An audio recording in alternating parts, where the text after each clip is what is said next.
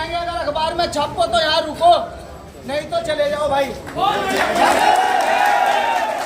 इस देश के नागरिक हैं। इस देश की उन्नति में, नवनिर्माण में सबसे ज्यादा खून पसीना अगर किसी का लगा तो वो इस देश के अनुसूचित जाति और जनजाति के लोगों का लगा। कोई बिल्डिंग बनती हो, सरकारी हो या प्राइवेट हो, उसे बनाने वाले सारे हमारे लोग होते हैं और हमारे ही मुद्दों को अखबार वाले दबा देते हैं। तो छापो खुले शब्दों में, अगर ठाकुरों को यह लगता है कि चमार पहले की तरह पीटेंगे तो वो अपनी इस गलत फहमी को दूर कर ले।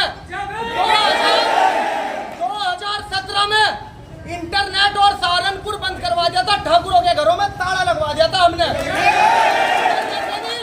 6000 साल तक हम लोगों को दबा कर रखा इन लोगों ने, और स्प्रिंग को जितना दबाया जाता है उतनी तेजी से वो ऊपर जाता है। अब चमारों का खून उबलने वाला है।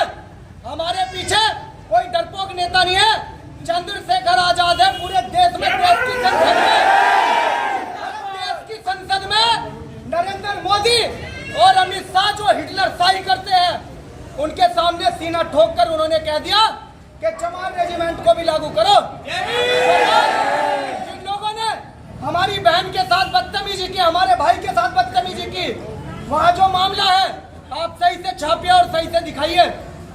हमारे लोगों के साथ मार पिटाई करते हैं, गाली गलौज करते हैं, कहते हैं गिट्टल चमार हमारा क्या बिगाड़ लेंगे, सालों घर में घुस के मारेंगे इस बार।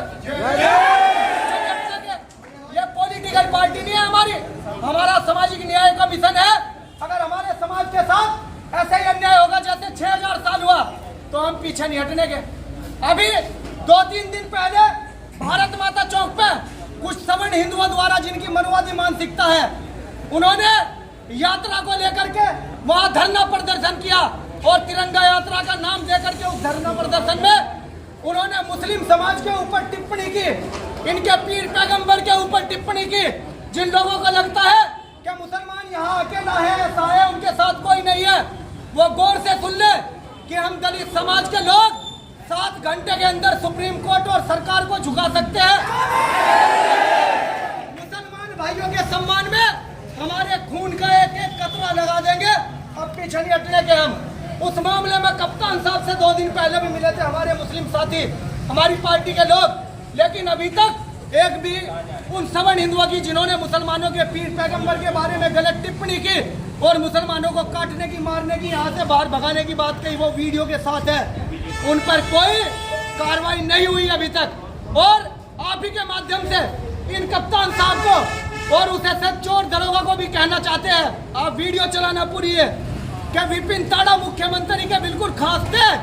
हमने उन्हें भी कह दिया था कि अगर यहाँ हमारे ऊपर अत्याचार होगा तो भीम आर्मी आक्रामक रूप लेगी। 2017 यहाँ आम आदमी को भी परेशानी का सामना करना पड़ेगा, क्योंकि अगर ब्राह्मण बढ़िया ठाकुर के ऊपर कोई अन्याय अत्याचार होता है, उनकी बहन बेटियों की इज्जत आबरू के साथ कोई गलत काम होता है, तो पूरा देश मोमबत्ती लेकर सड़कों पर आता है।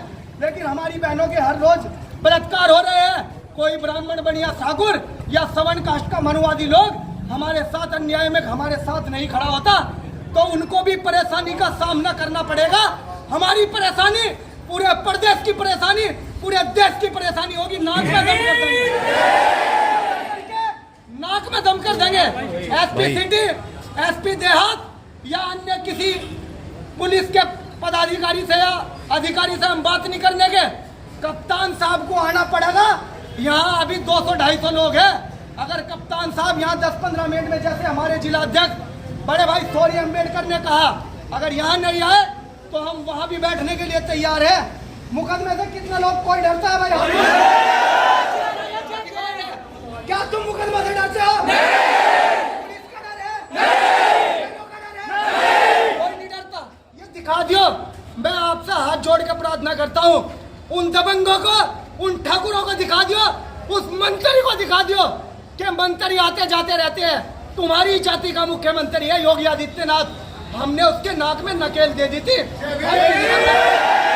हम किसी से डरते? मजबूर तुम्हारी नजरों में मुसलमान होगा। इस देश के दलित समाज के लोग मजबूर नहीं है। हमारी एकता ऐसी है कि सुप्रीम कोर्ट, हाई कोर्ट और इस प्रदेश और देश की तानाशाही सरकार को झुकाने का हम काम करते हैं। अभी कप्तान को डीएम को या किसी को भी फोन करे, कप्तान साहब यहाँ आवे और इन पीड़ितों की बात को सुने। आज एक नहीं तकरीबन 10 मामले हैं, 10 पीड़ित लोग हमारे साथ आए हुए हैं। उन तमाम लोगों की सुने और बारी बारी करके सब लोग अपनी बात यहाँ मजबूती रखकर डरे किसी से नहीं। पुलिस वाले हमने बहुत देखे। अभी तो आजाद समाज पार्टी का काफिला शुरू हुआ। 2027 में सरकार में हिस्सेदारी होगी।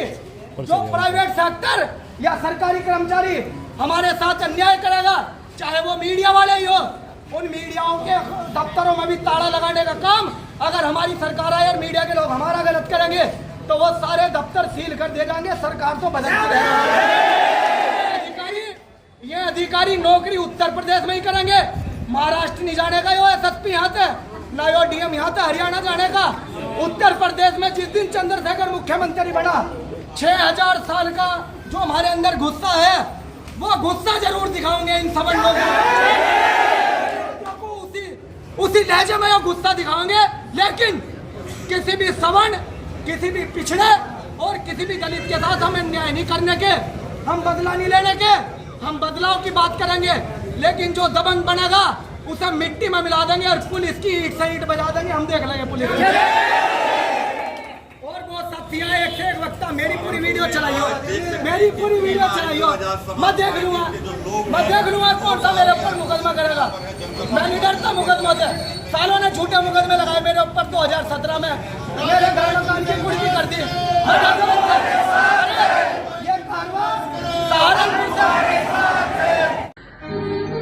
सम्मानित साथियों को जय भीम। साथियों, अभी 2 दिन पहले 17 अगस्त को पुलिस लाइन सहारनपुर एसएसपी कार्यालय के सामने चल रहे धरना प्रदर्शन में मेरे द्वारा ठाकुर समाज के ऊपर की गई टिप्पणी निंदनीय है। जब मैंने वो वीडियो देखी तो मुझे लगा कि उसमें बहुत सारी गलतियां थी।